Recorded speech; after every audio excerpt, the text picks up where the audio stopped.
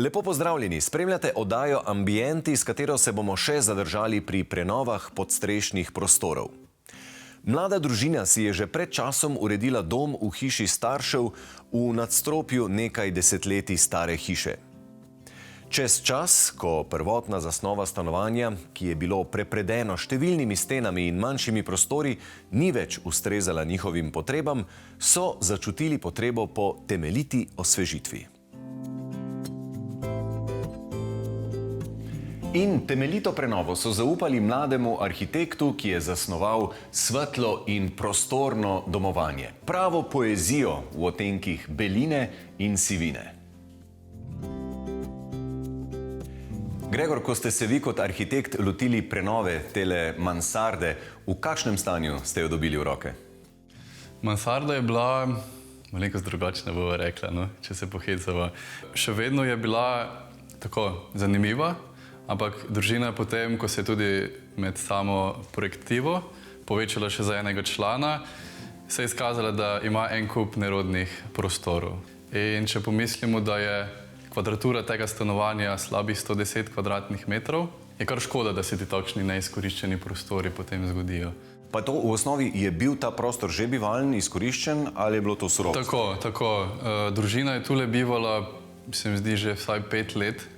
Zato je družina že dobro vedela, kaj jih moti.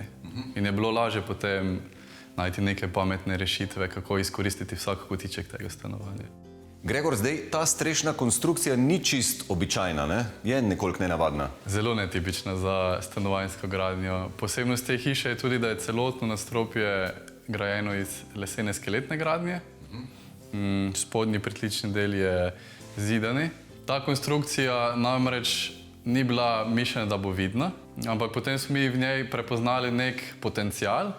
Sicer pa se mi zdi, da je bila očitno želja oziroma osnovna rdeča nit veliko fluidnosti, pretočnosti ali pa komunikacije med prostori, ne? Predvsem tako, da se vidimo kot družina, da nismo zaprti v nekih kotičkih, to je bilo prej, pred prednovo.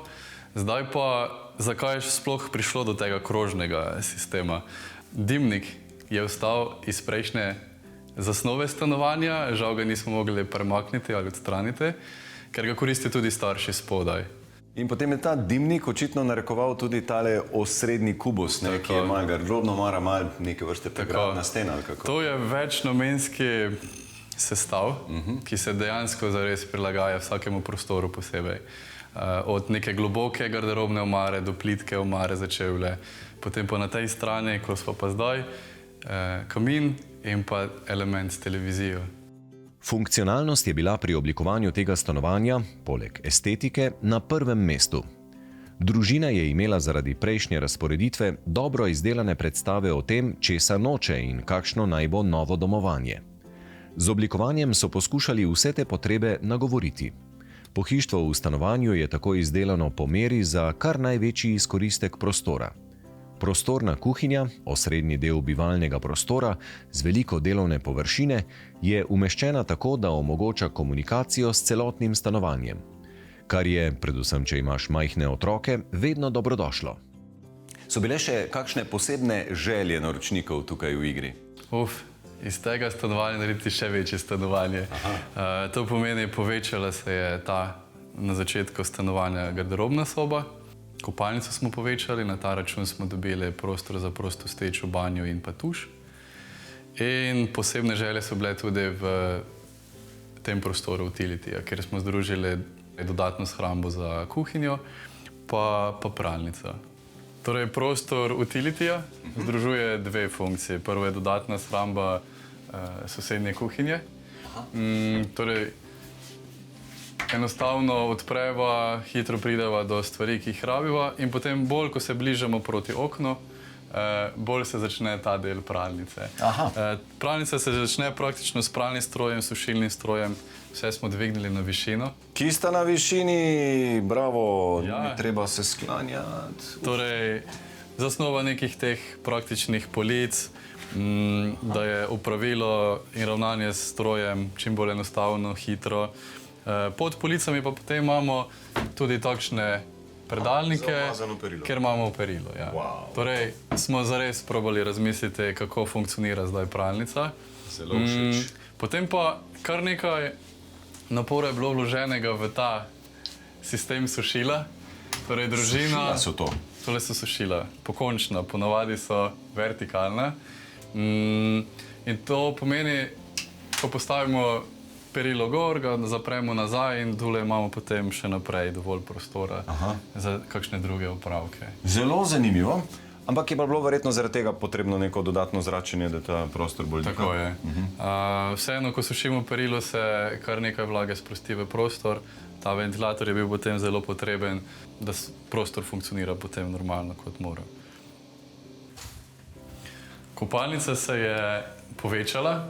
To je bila ena izmed glavnih želj družine. Pa je prostora, ja? Torej postane prava igralnica.